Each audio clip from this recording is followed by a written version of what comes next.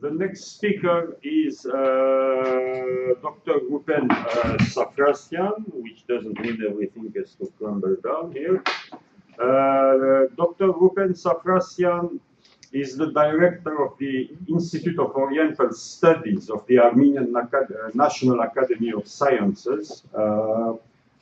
In 2014, he was elected a full member of the Armenian National Academy of Sciences.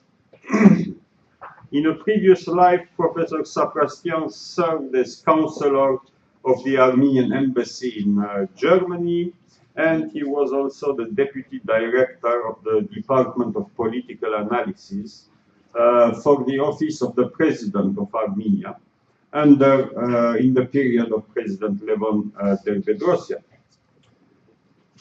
During the last few years, he has received many prestigious fellowships, the Humboldt for Germany, Fulbright, USA, and international policy fellowships for Hungary. Professor Safrastyan is a member of the Public Council of Armenia, and he is the chairman of its Commission on Religion, Diaspora, and International Integration. Today he will be speaking about the following topic: genocide of the Armenians in the Ottoman Empire, the last week of May 1950. Okay.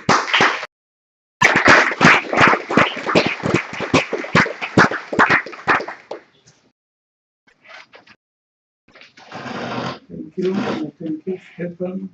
It's good. My discussion will be centered on the last week of May 1915, beginning from the 24th. This week was largely rich in events and needed detailed research.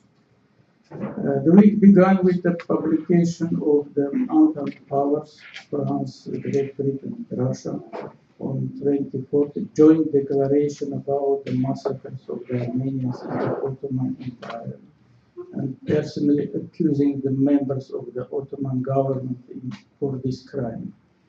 The detailed prehistory of this is not known.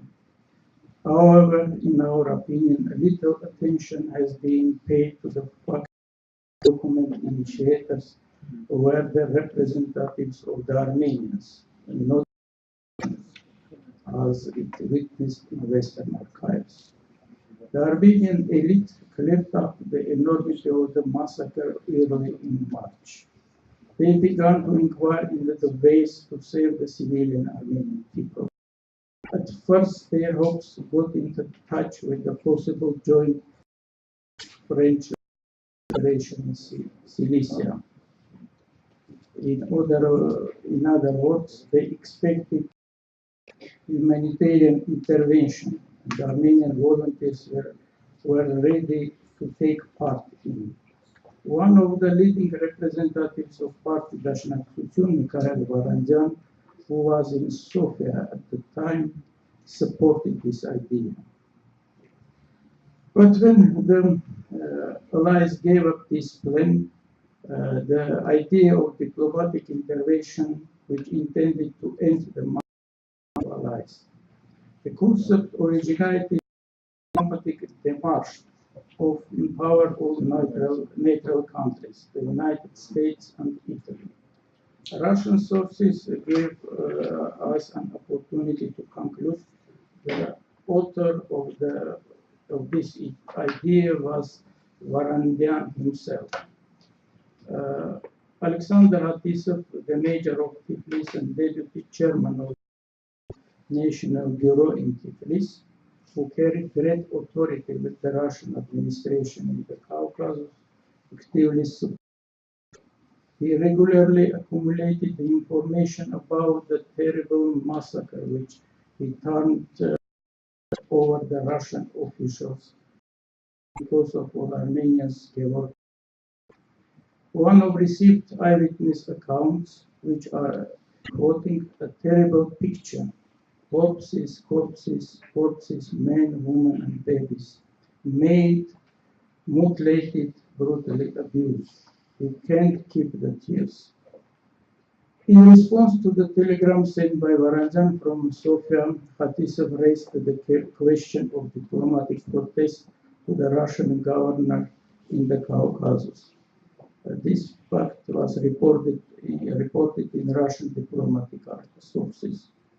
The official initiator became Georg the Catholicos, who surely had his own sources of information.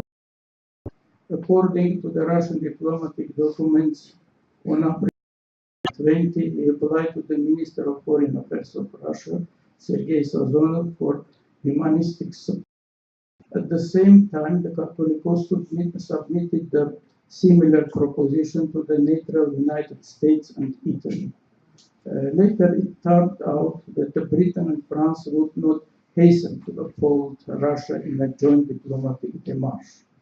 Again, the Catholicos Georg showed activity. This time he sent a letter to French President Poincaré and King George V. So the Armenians hoped to stop the massacre with diplomatic intervention. That's why immediately after the proclamation of the Entente Joint Declaration, the prominent Armenian officials thanked the Entente countries. We can name Paris located Pohos Lupar, the head of the Armenian national delegation, and well-known intellectual Ashak Chopanyan. According to their statements, it was a ray of light in the realm of darkness. The declaration inspired the remaining in Constantinople Armenian activists with hope in justice. On June the 1st, the prominent Armenian member of the Ottoman Parliament, Grigor Zorab, met the leaders of the Young Turks, Talat and Mithat Shukri, and proclaimed that they would answer for their actions sooner or later. A day later, he was arrested. But machine of killings was in action and cannot be stopped. Frequent slaughter of the Armenian population continued in Western Armenia. Here is a brief summary of mass murder only during the last May days, according to Armenian sources. 24th of May, in Diyarbakir, 614 Armenians were killed. 25th of May, near Urfa, 1,500 Armenian soldiers were disarmed and killed. Earlier, they were drafted into the Ottoman army. On May 28, Catholicos Georg received from Mansikiat, thousands of innocent Armenians was described. It notes that, I'm quoting, the government leads the massacre. The foreign diplomats also witnessed about, for instance, on May 30, the Bulgarian diplomatic sources reported the murder of 300 deported Armenians of Hanos. Available Turkish, German, Austrian, and American sources reveal a picture of events happened in Constantinople during the last week of May. Turkish leaders took the declaration as directed personally against him. The internal diplomatic correspondence, Ottoman correspondence, testifies this fact. Their response was quite hot. Ambassador of Austria-Hungary, Pasha furious. U.S. Ambassador described in his diary Said Halim Pasha's state after he had become familiarized with the note as much annoyed. Talat was the first to familiarize with the contents of the declaration. There is no reason to be surprised. According to his contemporaries, including his wife, Talat had the machine at his home, and the cable connecting the Ottoman Empire and Europe passed through his house. He was the first to read all important telegrams received by the Ottoman Empire. By the way, before the young revolution, Talat had worked as a telegraph operator for 2 years.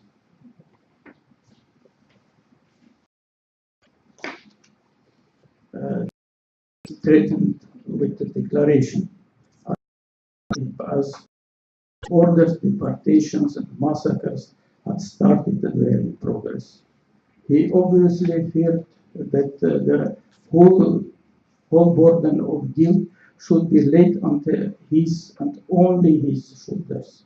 In attempt to avoid it, he initiated a process aimed to disperse the guilt for the crime among the government members, making it a matter of responsibility rather than his personal. As a rule, the criminal realizes very well the measures of his activity. Talat's unique confession on that subject has been preserved in the memory of his close friend Halil Halil, a figure in the empire and in the Committee of Union and according to him, Talat acknowledged that he was the one to make the decision about the deportation.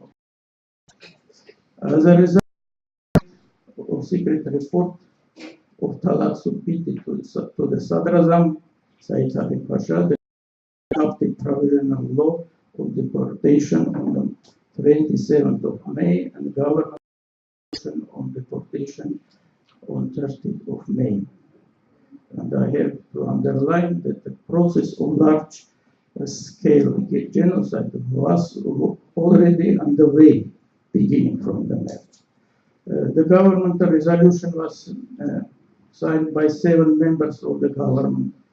Sadrazam, Minister of Internal Affairs, himself, Minister of War Enver Pasha, Minister of Social Affairs Abbas Halim Pasha, Minister of Education Ahmed Shukri, Minister of Commerce Ahmed Nisimi, and Minister of Justice Firizadeh Ibrahim Hayrullah.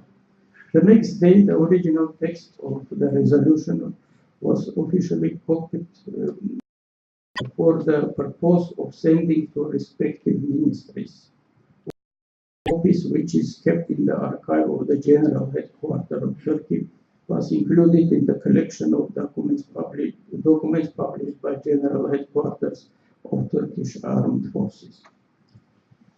And this original document being published by Turkish historians has been widely used as a proof of a hypothesis of the historiography, as if the purpose of the deportation was only deportation of Western Armenians, not their massacre.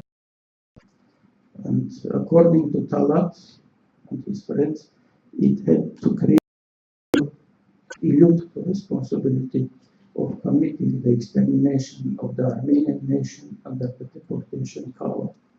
But the expression imha, which means in English to fully exterminate and liquidate, I'm quoting, reveals not only the real purpose of the highest authorities of the Ottoman Empire, but also in the frame of modern conceptual approaches of genocide studies, give us an opportunity to reveal its intent to commit genocide under the deportation cover.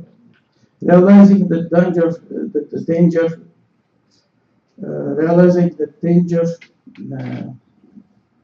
this danger, the Turkish authors, representatives of Resmi, or official historiography, resort to a number of tricks, the purpose of which is to conceal the meaning of the above-mentioned expression and to delude the reader by distorting it. Thus, for example, the classics of official Turkish historiography is made by Ruben Safrastyan and the representatives of a new generation translating the expression imha verizalesi katiye, which is in Ottoman, into modern Turkish.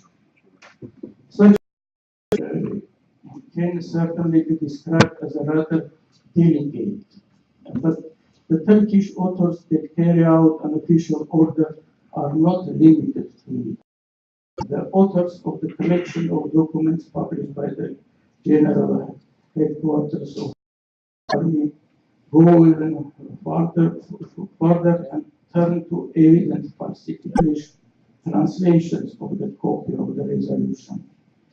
Its translators try to mitigate the meaning of this expression. For instance, the English translators, who obviously made use not of the Ottoman original text but the modern Turkish translation, shortened the above-mentioned expression and presented it as ought to be eliminated effectively.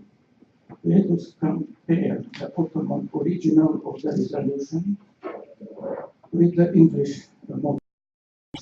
It is mentioned to wholly exterminate and liquidate. And in the modern English translation, we read, ought to be eliminated effectively.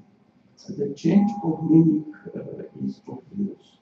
So it's clear that by publishing the original text of the resolution of the Ministerial Council, the official Turkish historians try to make its real meaning difficult to understand for non-specialists in every possible way.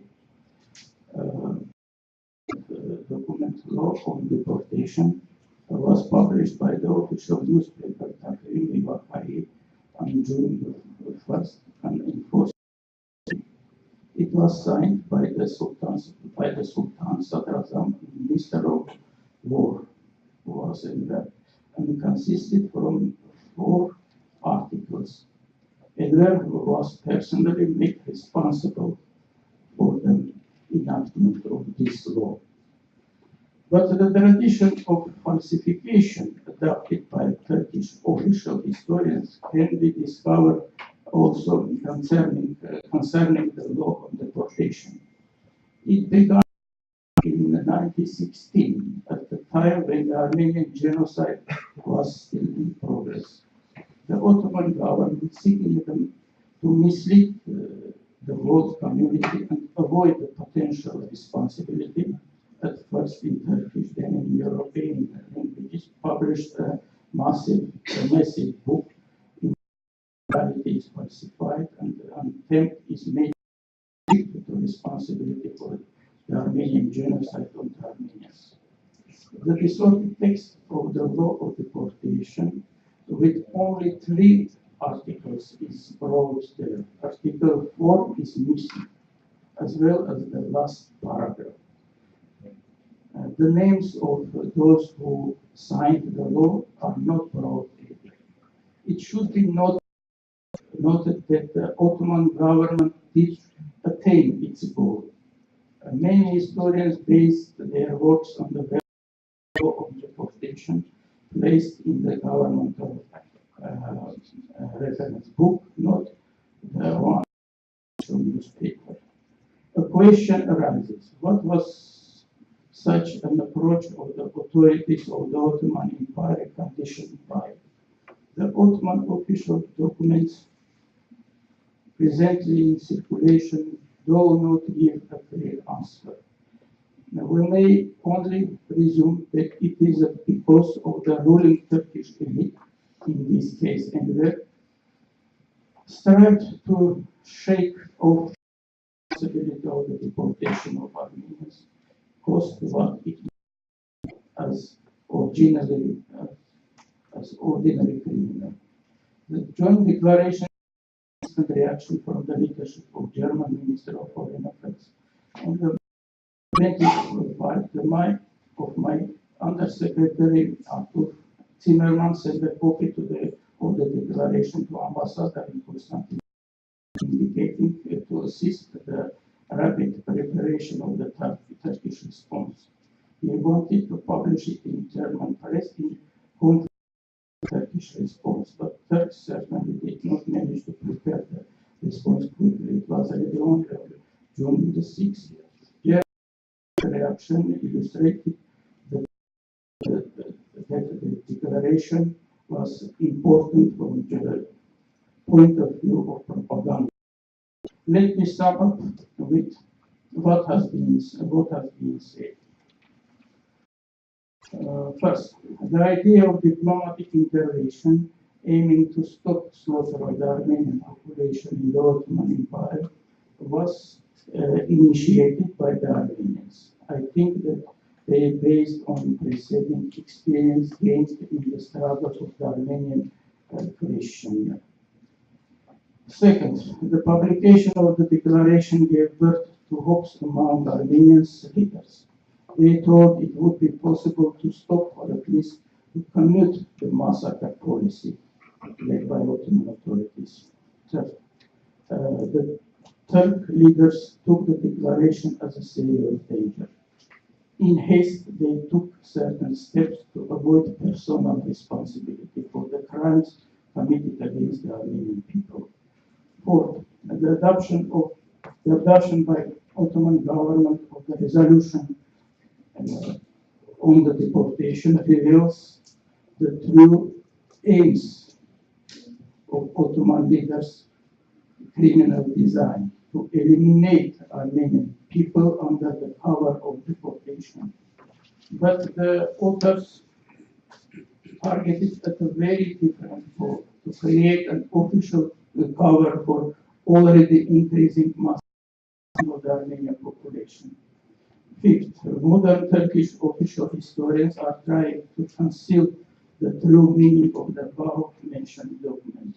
Sixth, Germany accepted the declaration as the dangerous attack in the propaganda war and tried to take countermeasures, having made the Ottoman Empire to prepare a response to it. Seventh, on those days in May, the terrible wholesale slaughter of the Armenian population continued in Ottoman Empire. The policy of genocide was increasing.